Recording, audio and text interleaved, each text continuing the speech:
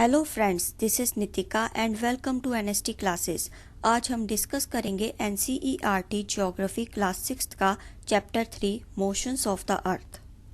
अगर वीडियो अच्छी लगे तो वीडियो को लाइक करें और शेयर करें, अपने विचार कमेंट करके बताएं, चैनल को सब्सक्राइब करना ना भूलें और नोटिफिकेशंस के लिए बेल आइकन जरूर प्रेस कर लें। चलिए शुरू करते हैं। The earth has two types of motions, namely rotation and revolution. पृथ्वी की दो प्रकार की गतियां होती हैं, पहली रोटेशन यानी अपनी धुरी पर घूमना और दूसरी रेवोल्यूशन यानी सूर्य के चारों ओर अपने फिक्स्ड पाथ पर घूमना। रोटेशन अपनी एक्सिस यानी धुरी पर पृथ्वी की गति। पृथ्वी अपनी एक्सिस के चारों ओर एक चक्कर लगाने में लगभग 24 घंटे का समय लेती है। The period of rotation is known as the earth day.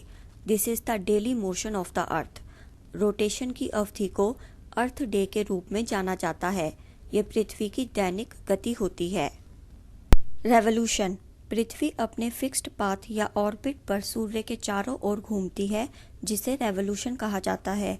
पृथ्वी सूर्य के चारों ओर एक चक्कर पूरा करने में 365 1/4 दिन का समय लेती है। इस आधार पर हम ऐसा मानते हैं कि एक साल में 365 दिन और 6 घंटे होते हैं। देखिए, पृथ्वी अपनी एक्सिस पर घूमती है, उसे कहते हैं रोटेशन, और पृथ्वी सूर्य के चारों ओर अपने एक फिक्स्ड पाथ पर चक्कर लगाती है, उसे कहते हैं रेवोल्यूशन। ऑर्बिटल प्लेन, पृथ्वी की धुरी एक काल्पनिक रेखा होती है जो अपने ऑर्बिटल प्लेन के साथ 66.5 डिग्री का एंगल बनाती है। ऑर्बिट के द्वारा जो प्लेन बनता है उसे ऑर्बिटल प्लेन के रूप में जाना जाता है। Inclination of the earth's axis and the orbital plane, ये देखिए, नॉर्थ पोल से साउथ पोल तक की जो लाइन है वह पृथ्वी की एक्सिस है और एक इमेजिनरी लाइन है, और डायग्राम में जो हॉरिजॉन्टल लाइन है वह अर्थ के ऑर्बिट का प्लेन है, जिसे ऑर्बिटल प्लेन कहा जाता है। एक्सिस और ऑर्बिटल प्लेन की लाइन मिलकर 66.5 डिग्री का एंगल बना रही हैं। सर्कल ऑफ इल्यूमिनेशन, पृथ्वी को रोशनी सूर्य से मिलती है। पृथ्वी के गोलाकार आकार के कारण एक समय में पृथ्वी का आधा भाग ही सूर्य से रोशनी प्राप्त करता है। पृथ्वी के जिस भाग में रोशनी पड़ती है उस भाग में दिन होता है, जबकि पृथ्वी का वो आधा भाग जो सूर्य की रोशनी से दूर है उस भाग में रात होती है। ग्लोब पर रात से दिन को विभाजित करने वाले सर्कल को रोशनी का सर्कल यानी सर्कल ऑफ इल्यूमिनेशन कहा जाता है। ये सर्कल एक्सिस के साथ नहीं मिलता है। Day and night on the earth due to rotation, इस डायग्राम में देखिए, पृथ्वी के जिस भाग में सूर्य की रोशनी पड़ रही है वहाँ दिन है, और जिस भाग में सूर्य की रोशनी नहीं पड़ रही वहाँ रात है। धरती अपनी एक्सिस पर घूमती है, उसके कारण दिन और रात होते हैं, और दिन और रात को जो सर्कल ग्लोब पर डिवाइड कर रहा है वह है सर्कल ऑफ इल्यूमिनेशन। और आप देख सकते हैं कि सर्कल ऑफ इल्यूमिनेशन एक्सिस के साथ नहीं मिल रहा है। कल्पना करो, अगर पृथ्वी अपनी धुरी में नहीं घूमे तो क्या होगा। पृथ्वी का आधा भाग जिस पर सूर्य की रोशनी पड़ेगी वहाँ हमेशा दिन होगा, उस भाग में लगातार गर्मी ही पड़ेगी, जबकि वह आधा भाग जिस पर रोशनी नहीं पड़ेगी वहाँ हमेशा रात होगी और वहाँ लगातार सर्दी रहेगी। ऐसी एक्सट्रीम कंडीशंस में जीवन कैसे संभव होगा। पृथ्वी सूर्य के चारों ओर अपना एक पूरा चक्कर 365 डेज और 6 आवर्स में कंप्लीट करती है। ये 6 घंटे हम हर साल जोड़ते जाते हैं और 4 साल बाद ये जुड़कर 24 घंटे यानी एक दिन बन जाता है। ये अतिरिक्त दिन फरवरी के महीने में जोड़ा जाता है, इसलिए हर चौथे वर्ष फरवरी 28 डेज की बजाय 29 डेज का होता है। 366 डेज वाले वर्ष को लीप ईयर कहा जाता है। 2020 लीप ईयर था, अब अगला लीप ईयर 2024 होगा। The earth is going around the sun in an elliptical orbit, पृथ्वी सूर्य के चारों ओर इलिप्टिकल ऑर्बिट में घूमती है। इलिप्टिकल ऑर्बिट मतलब ऑर्बिट की शेप गोलाकार ना होकर अंडाकार शेप जैसी होती है। आप इस फोटो में नोटिस कीजिए कि पृथ्वी अपनी ऑर्बिट पर एक ही दिशा में झुकी हुई है। एक साल में 4 मौसम होते हैं, गर्मी, सर्दी, वसंत और शरद ऋतु। जब सूर्य के चारों ओर घूमती हुई पृथ्वी की पोजीशन में बदलाव आता है तब मौसम में परिवर्तन होता है।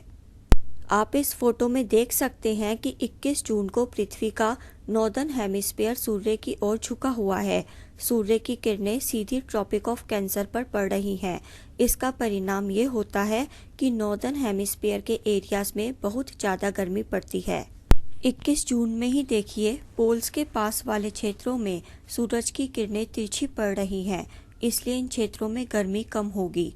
नॉर्थ पोल सूरज की ओर झुका हुआ है और आर्कटिक सर्कल से दूर के स्थानों में लगभग 6 महीने तक दिन का अनुभव होता है। क्योंकि नॉर्दर्न हेमिस्फीयर के बहुत बड़े हिस्से में सूरज की रोशनी आ रही है, तो इस हिसाब से इक्वेटर के नॉर्थ के हिस्सों में गर्मी होगी। इन जगहों पर सबसे लंबा दिन और सबसे छोटी रात 21 जून को होगी।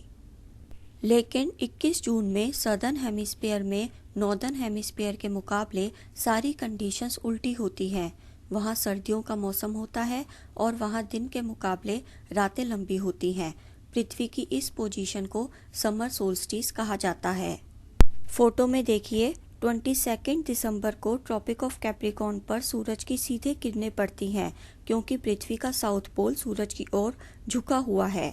22 दिसंबर में ही देखिए ट्रॉपिक ऑफ कैप्रिकॉर्न जो 23.5 डिग्री साउथ पर है, जैसे ही सूर्य की किरणें वर्टिकली इस पर पड़ती हैं तब सदर्न हेमिस्फीयर के बहुत बड़े हिस्से को रोशनी मिलती है, क्योंकि 22 दिसंबर को साउथ पोल सूरज की ओर झुका हुआ है। इसलिए सदर्न हेमिस्फीयर में गर्मी होती है, दिन लंबे होते हैं और रातें छोटी होती हैं। लेकिन नॉर्दर्न हेमिस्फीयर में इससे बिल्कुल उल्टा होता है। यहाँ ठंड होती है, दिन छोटे और रातें लंबी होती हैं। पृथ्वी की इस पोजीशन को विंटर सोल्स्टिस कहा जाता है। ऑस्ट्रेलिया में क्रिसमस गर्मियों के मौसम में मनाया जाता है। 21 मार्च और 23 सितंबर को सूरज की सीधी किरणें इक्वेटर पर पड़ती हैं। जब पृथ्वी इस पोजीशन में होती है तब पृथ्वी का दोनों में से कोई भी पोल सूरज की ओर नहीं झुका होता, इसलिए पूरी पृथ्वी पर दिन और रात बराबर होते हैं। इसे इक्विनॉक्स कहा जाता है।